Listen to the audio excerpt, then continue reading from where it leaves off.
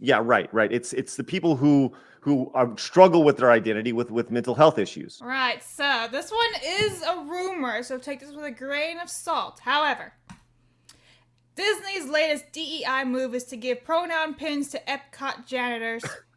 What? Yes, you heard it here first, folks.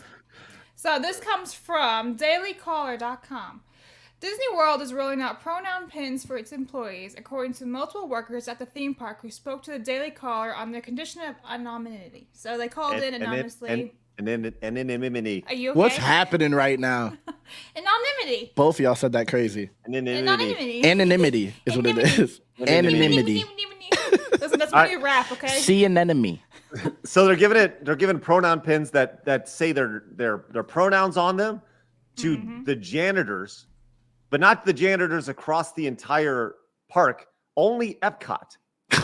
Why? Wait, I don't get it. Go continue. So Blabs. confused. Right.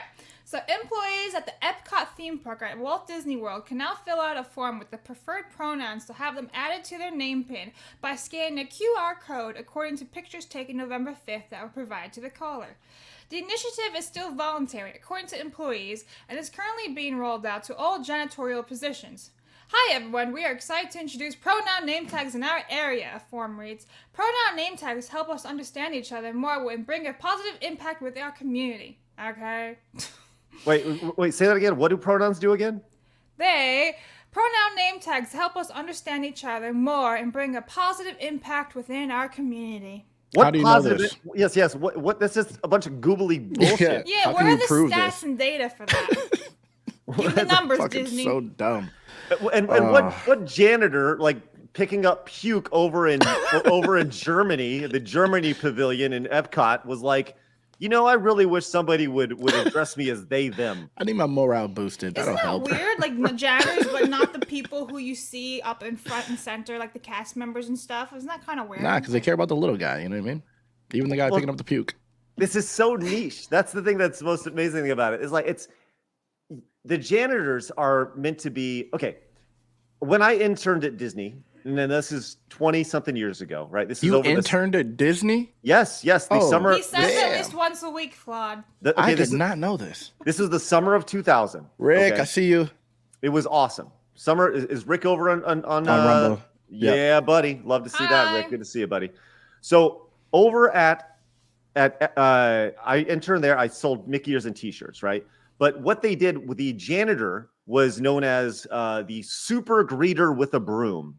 Right. The idea that they're the people, they know everything about all the parks. They're the person who goes and they say, this is where this is. You go over here, you get this. And also you pick up puke and shit, apparently, throughout the parks. We've talked about that story. They try to consolidate. Right. So like that's okay. Let me just draw this out for perspective. Right. This entire thing, this is Disney World. Okay. This is going to be Disney World. And it's broken up into 4 quadrants, right? These are like the 4 parks. You got your Magic Kingdom. Drawing with Craig. Right? You got your Magic Kingdom. And he said he didn't have any artist skills. I got mad line skills. Okay, we got this right here. Okay, then in each one of these parks, you've got all these different different things here going on. You got all these different departments. You got food. You got people who are greeting you at the front. You got all these different departments in each one of these parks, right? You got all these right here. And then you have the janitors, right? Like the janitors are like right here. Do you see that? Like Hold on. There? Where? That's them right there in the corner. Where? Right, like right there. Dot. Oh, okay. Yeah, that little dot. Your skills aren't great anymore. Well, I'm just saying, I'm trying to do it quick. If I'd done this with AI, it would have been a lot better. But it's true. So that's really what we're talking about here. We're talking about this time. This is a test subject here. That's what we're talking about. And so hold on one second. When you say super greeter with the broom, that's really what they were calling them? Yes, that is exactly that's literally what they called them. So I think this is obviously it's really silly, right? And how many of those janitors? So you're talking about you're going from a big area to a tiny area to a small group, and then on top of that, how many of those janitors in Epcot were like, I really need my pronouns on my name tag. Really wanted it, right? There's probably let's just say there's a staff of 100 janitors at like that work at Epcot on a day-to-day basis, and they move around. Let's say it's 100. How many of those 100 actually voiced concern about having their pronouns on their name tag to make an initiative about this, an investment, a QR code, and then going in and customizing their stuff? Maybe 5? This is in Florida. Keep in mind, this is in Florida. This is not in California. This is in Florida. I was gonna say they all work in California, so there's none of them. No, this is Disney World. Disney World is in Florida, so it's different. Yeah, no. What I'm saying is there's no janitors that wanted pronouns because everyone who wants pronouns lives in California. Right. Now, I will say this: Disney, if you were to look, and this is just fact, if you were to work at Disney, you know this. If you were to go to Disney, you know this. If the ratio of this is not talked about enough, a lot of gay people work at Disney.